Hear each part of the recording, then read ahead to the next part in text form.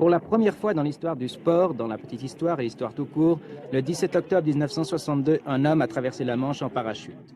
Cette traversée, effectuée de Calais à Deal, petite plage d'environ 12 km au nord de Douvres, a été réalisée en utilisant un nouveau moyen de transport, un parachute ascensionnel à tubulure tracté par un puissant canot à moteur. L'homme qui s'est ainsi trouvé suspendu entre ciel et terre pendant toute la durée de ce voyage insolite est le célèbre acteur parachutiste français de 37 ans, Gilles Delamarre, qui, à ses moments perdus, est également un spécialiste des rodéos automobiles et un technicien de tous les exercices sportifs qui, d'une façon générale, présentent un risque que la moyenne des hommes raisonnables se refuse à assumer, à moins d'y être contraint.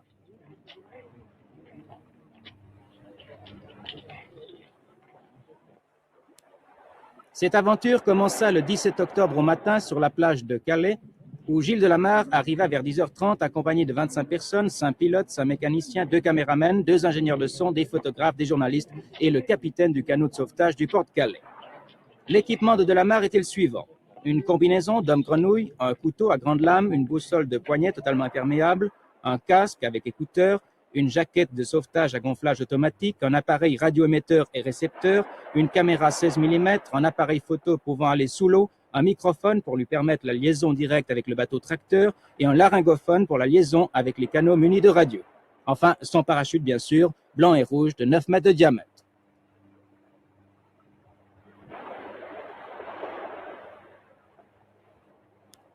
Sur la plage, Gilles Delamarre procède aux derniers préparatifs. Il fait allonger les suspens de son parachute, vérifie la tension et les attaches du câble de 70 mètres qui va le relier au bateau tracteur.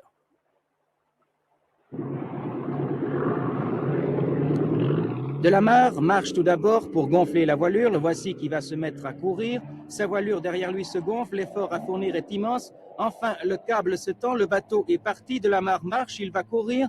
Il court et à 1 mètre de l'eau, il s'élève un tout petit peu. On croit qu'il va grimper à l'assaut du ciel, mais pas encore. Le public retient son souffle. Un grand cri, il retombe, il touche l'eau, ses pieds sont dans la mer. Et puis non, le bateau tracteur a pris toute sa vitesse et Delamarre s'élève enfin. Gilles Delamarre, est-ce que vous m'entendez? Gilles, est-ce que vous m'entendez? Mais les difficultés de Gilles Delamarre ne faisaient que commencer. Par le truchement de son micro-cravate, il informe l'équipage du bateau tracteur que le harnais de son parachute a failli se détacher.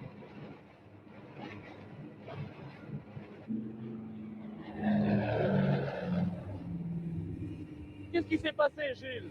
Eh bien, je n'ai pas encore compris. D'abord, moi j'ai eu un incident assez important, étant donné que la barrette la barrette qui agrafe les deux côtés de mon harnais de parachute, c'est tout à coup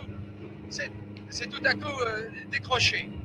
Alors j'ai pu la rattraper au vol, pour ainsi dire, et j'ai fait un nœud. Enfin bref, maintenant je marche, si vous voulez, sans barrette, mais j'ai attaché cette barrette au côté gauche de mon harnais. Je pense qu'elle tiendra jusqu'au bout. Bientôt, un autre incident devait surgir. En raison de sa surcharge, le bateau tracteur ne parvenait pas à acquérir une vitesse suffisante et surtout régulière.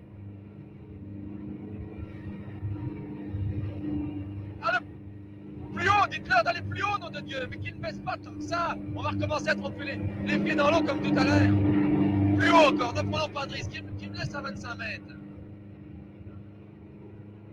Qu'est-ce qui se passe? C'est pas les vagues? C'est pas les vagues qui procurent l'autre bateau qui le coupe un peu sa vitesse, là? Dites, posez-lui la question, parce qu'il y a des à-coups quand même.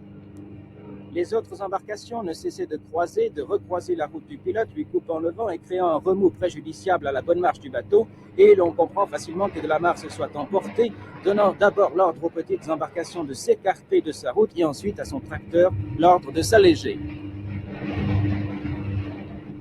Dites bien, monsieur Avron, que moi je vois de la brume là-bas. Hein. Je ne sais pas si c'est monsieur Avron ou monsieur Viard qui se trouve à vos côtés, mais dites-leur bien qu'il y a de la brume au loin là-bas. 5 minutes plus tard, à 14h20, la flottille tout entière pénétra dans une brume tellement épaisse qu'on ne distinguait pas grand-chose à plus de 3 mètres. Je vois à peine là-bas, vous savez. Je ne vois pas les bateaux accompagnateurs maintenant. Hein. Moi, je vous devine grâce au sillage. Enfin, je pense qu'on ne devrait plus en avoir pour longtemps. Ça fait 1h20. Hein. Isolé entre ciel et terre, Gilles Delamarre eut alors ce réflexe extraordinaire. Il se mit à chanter.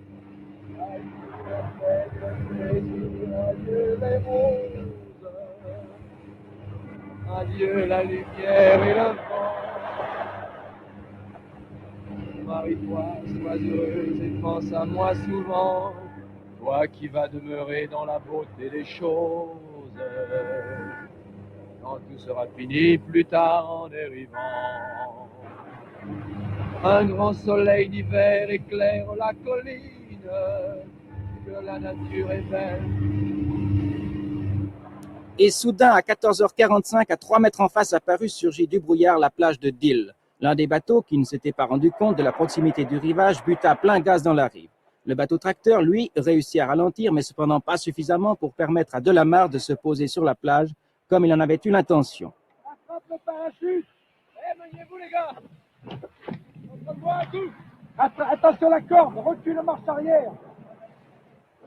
Il y a chaud, hein? Non, mais on est tous fous à bord. Ah oui? Tu veux ça, Gilles?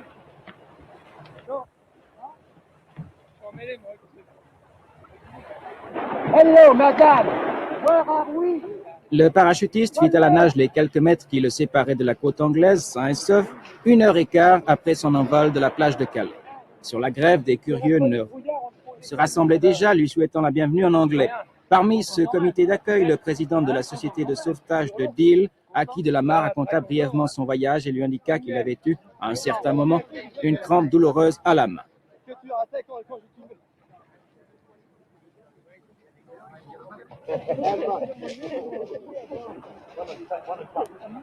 Mais pourquoi ce voyage? Pourquoi affronter gratuitement ces dangers? Que voulait-il prouver?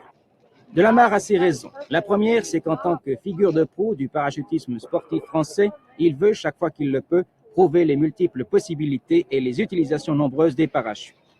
Et la seconde raison, eh bien la voici, comme il le dit lui-même d'ailleurs, avec un grand sourire: pourquoi y a-t-il des alpinistes? Pourquoi y a-t-il des hommes grenouilles, etc., etc.